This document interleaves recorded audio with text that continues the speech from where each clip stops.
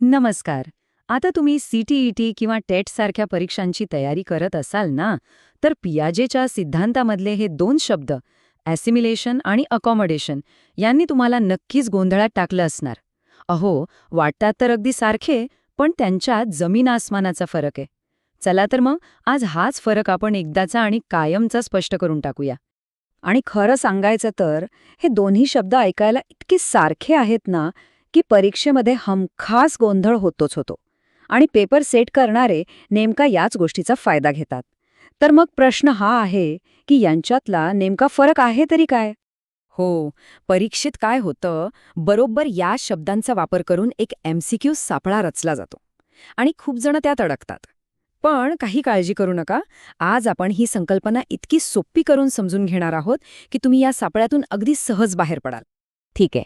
तर हा फरक नीट समजून घेण्यासाठी आपल्याला थेट जीन पियाजे यांच्या मूळ विचाराकडे जावं लागेल, कारण तिथूनच या सगळ्याची सुरुवात होते. जीन पियाजे काय म्हणतायत माहितीये? ते म्हणतायत की मूल हे काही स्पंजसारखं नसतं की जे फक्त माहिती शोषून घेतं.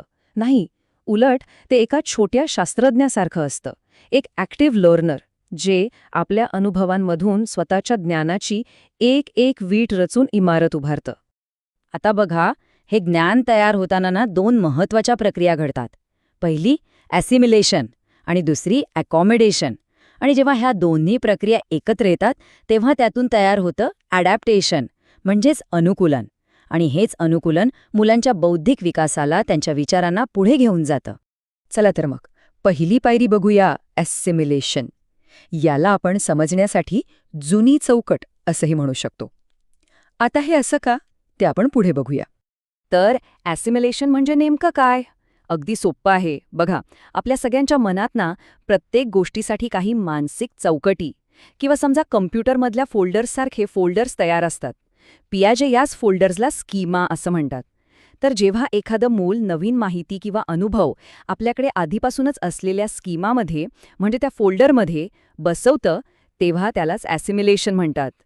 म्हणजे काय? तर नवीन अनुभव समजून घेण्यासाठी आपल्या जुन्याच विचारांचा वापर करणं. काहीही नवीन तयार न करता जे काही आहे त्यातच नवीन गोष्टीला फिट करणं, बस. एक उदाहरण घेऊया, म्हणजे लगेच कळेल. समजा एका लहान मुलाच्या डोक्यात कुत्रा म्हणजे काय, तर 4 पाय असलेला एक प्राणी अशी एक स्कीमा तयार आहे. ठीक आहे. आता ते मूल पहिल्यांदाच एक गाय बघतं. तिलाही 4 पाय आहेत. मग ते मूल काय करणार? ते त्या गायीला बघून म्हणणार, अरे वा, हा तर एक मोठा कुत्रा आहे.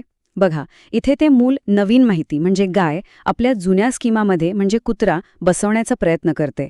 हीच आहे ॲसिमिलेशनची प्रक्रिया. पण विचार करा, काय होतं जेव्हा एखादा नवीन अनुभव त्या जुन्या चौकटीत बसतच नाही? बरोबर, तिथेच आपली दुसरी प्रक्रिया सुरू होते. चला, आता बघूया अकोमोडेशन, म्हणजेच नवीन चौकट तयार करण्याची प्रक्रिया. तर अकॉमोडेशन म्हणजे एक अशी प्रक्रिया जिथे नवीन माहिती सामावून घेण्यासाठी एकतर आधीची स्कीमा बदलली जाते किंवा मग पूर्णपणे एक नवीनच स्कीमा तयार केली जाते. एकदम सोप्या भाषेत सांगायचं तर जेव्हा जुनी स्कीमा किंवा जुनी कल्पना कामीच येत नाही, तेव्हा ते मूल आपला विचार बदलतं किंवा एक नवीन कल्पना तयार करतं. आता आपण आपल्या त्याच उदाहरणाकडे परत येऊया. जेव्हा त्या मुलाला कोणीतरी सांगतं की अरे बाळा, हा मोठा कुत्रा नाही आहे, ही तर गाय आहे, तेव्हा काय होतं, त्याची ती जुनी कुत्रावाली स्कीमा तिथे कामी येत नाही. आणि मग काय होतं, आता त्या मुलाच्या मनात 2 वेगवेगळ्या स्कीमा तयार होतात. एक कुत्र्यासाठी आणि एक अगदी नवीन गायीसाठी. हा जो त्याच्या विचारात बदल झाला ना, हीच प्रक्रिया आहे अकॉमोडेशन. चला, आता या दोन्ही संकल्पनांमधला फरक एका नजरेत बघूया, म्हणजे तो कायमचा लक्षात राहील.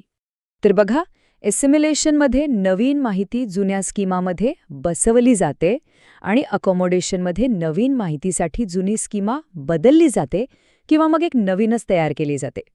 एक गोष्ट पक्की लक्षात ठेवा, एसिमिलेशन म्हणजे बसवणे आणि अकोमोडेशन म्हणजे बदलणे. हाच यांच्यातला सगळ्यात महत्त्वाचा फरक आहे. चला, आता आपण जे काही शिकलो ते प्रत्यक्ष वापरून बघूया आणि परीक्षेमध्ये जो MCQ सापळा असतो ना, त्याला तोंड देऊया. बघूया तरी यावर प्रश्न विचारले कसे जातात. पहिला प्रश्न, एक मूल गाय बघतं आणि तिला मोठा कुत्रा म्हणतं. सांगा, हे कोणती प्रक्रिया आहे? थोडा विचार करा. बरोबर, याचं उत्तर आहे असिमिलेशन. का? कारण इथे नवीन माहिती म्हणजेच गाय जुन्या स्कीमामध्ये म्हणजेच कुत्रा बसवली जाते. ठीक आहे. आता दुसरा प्रश्न. आता त्या मुलाला समजतं की गाय आणि कुत्रा हे वेगवेगळे प्राणी आहेत. ही कोणती प्रक्रिया आहे? आणि याचं उत्तर आहे अकॉमोडेशन. कारण इथे मुलाची आधीची कल्पना किंवा ती स्कीमा बदलली जात आहे आणि एक नवीन संकल्पना तयार होत आहे. पाहिलं. तर या दोन संकल्पना नीट समजून घेणं हीच पियाजेचा संपूर्ण सिद्धांत समजून घेण्याची गुरुकिल्ली आहे.